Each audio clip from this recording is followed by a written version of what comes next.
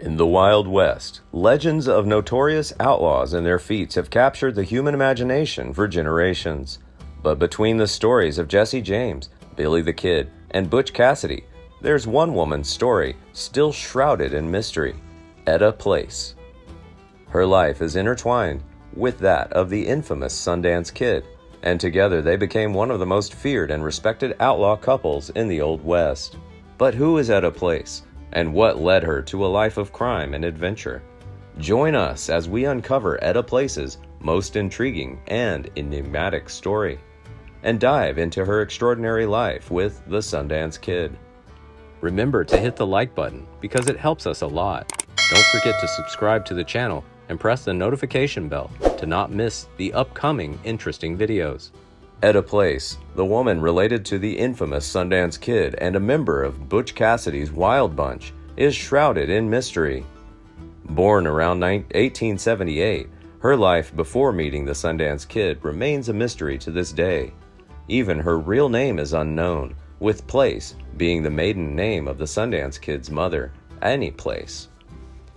While history records, Etta has been known by various names, including Etta Place, Miss Harry Loganbaugh, and Mrs. Kidd.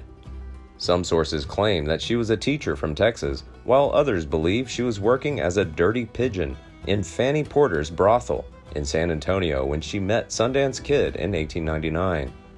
Whatever her profession, one thing is clear: Etta Place was a woman of intrigue and adventure.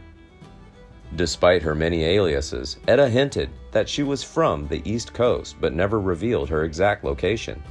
This only adds to the mystery surrounding her life and identity.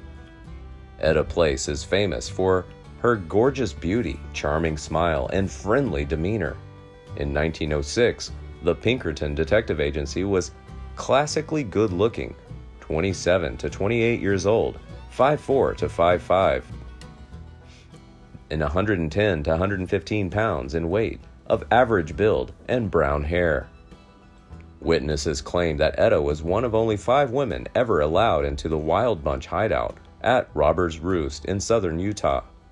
Among those women were Josie Bassett, Will Carver's girlfriend, Ann Bassett, Butch Cassidy's girlfriend, Elza Lay's girlfriend, Annie Rogers, and gang member Laura Bullion.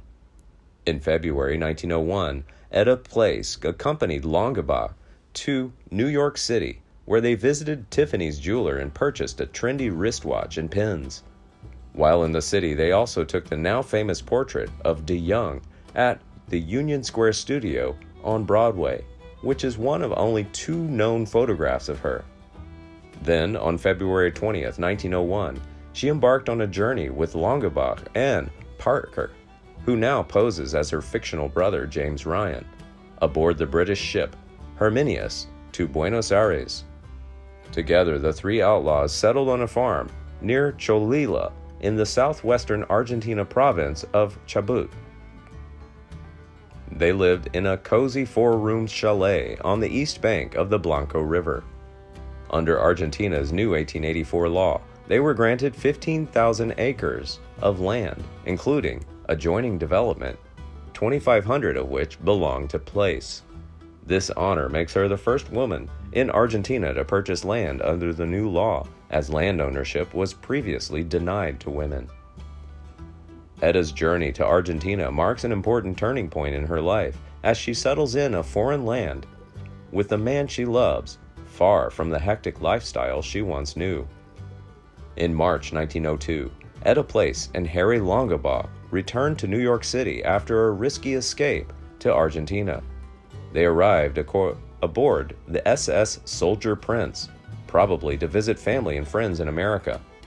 They checked into Mrs. Thompson's motel in April and took a trip to Coney Island, followed by a trip to the Loganbaugh family in Atlantic City. The couple may also have sought unspecified medical treatment in Buffalo, New York, before traveling to Denver, Colorado for medical attention again. After a stint in America, Etta and Harry returned to Buenos Aires on July 10, 1902, posing as flight attendants. They stayed at the Europa Hotel and sailed aboard the SS Chubut on July 15th, returning to their farm in Argentina. In 1904, the couple visited the United States again and were arrested by the Pinkerton Detective Agency in Fort Worth, Texas, and St. Louis watched. However, the Pinkertons failed to capture them before they returned to Argentina. By early 1905, the law caught up with them again, and the trio had to sell their Cholula farm. Although the Pinkerton agency had known their exact address for months, they were unable to make an arrest because the rainy season made it temporarily impossible for the designated agent to reach them. Governor Julio Lezana issued an arrest warrant, but Sheriff Edward Humphreys, the place charmer, revealed the plan to them before it could be enforced. The trio quickly fled to San Carlos de Bariloche and boarded the steamer Condor across Lake Nahuel Huapi and on to Chile. Etta Place's life with the outlaws was anything but predictable. In 1904, they returned to Argentina, looking for a way out of life on the run. However, trouble found them again when on December 19th, Place joined Longabaugh, Parker, and an unnamed accomplice at the Banco de la Nación robbery at Villa Mercedes, a town 400 miles from Buenos Aires in the west. Fleeing from armed lawmen, they raced through the Pampas and the Andes and took refuge in Chile. Over the years, Place has grown tired of their endless runaways and is deeply saddened by the loss of their cherished farm. On June 30th, 1906, Longabaugh traveled with Place from Valparaiso, Chile, to San Francisco. She decides to stay in the city while he returns to South America permanently. The separation marked the end of their relationship, and there is no evidence that they met again. The end of Etta Place's relationship with Longabaugh has caused considerable controversy among historians. While some have suggested that Place ended the relationship and returned to the United States before Longabaugh's death, others believe that the two were still in a relationship and that she was just tired of living there in South America. However, by 1907, it became known that she was residing in San Francisco, but she disappeared without a trace shortly after. In 1909, a woman matching Place's description approached Frank Aller, the U.S. Deputy Consul in Antofagasta, Chile, to request a certificate, but no documents were issued nor her identity. The woman is still unknown. Author Richard Llewellyn claims that during his time in Argentina, he found signs that Place had moved to Paraguay after Longabaugh's death and married a wealthy man. There are also rumors that Etta Place is in fact Edith May, the wife of famous boxing promoter Tex Ricard, who retired to a farm in Paraguay shortly after promoting the famous Jack Johnson vs. Jim Match Jeffries in 1910. According to the Pinkerton report, a woman resembling Etta was killed in a gunfight due to a domestic dispute with a man named Mateo Gebhardt in Chubut, Argentina, in March 1922. However, other reports contradict this claim, stating that she committed suicide in Argentina in 1924, while some have suggested that she died of natural causes in 1966. Despite these accounts, many additional claims have emerged about Etta's life after Longabaugh's death. Some theories suggest that she returned to her hometown in New York City, while others suggest that she settled in Texas and started a new life there.